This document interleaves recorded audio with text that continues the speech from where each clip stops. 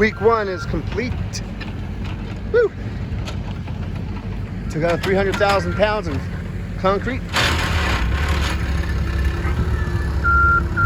And we're opening up this area and doing some special grading where the old pond used to be. We're gonna push this mountain over a little bit. And in the next phase, we're gonna bring in anywhere between 40 and 80 yards of soil. Kind of make some natural moundings here. A mounding here, a mounding here, a mound back there, and then a larger kind of one over there. And I'm gonna push this mountain over to the left and have it grade down softly so that it doesn't seem like a volcano or something too pointy when our waterfall comes here. So exciting.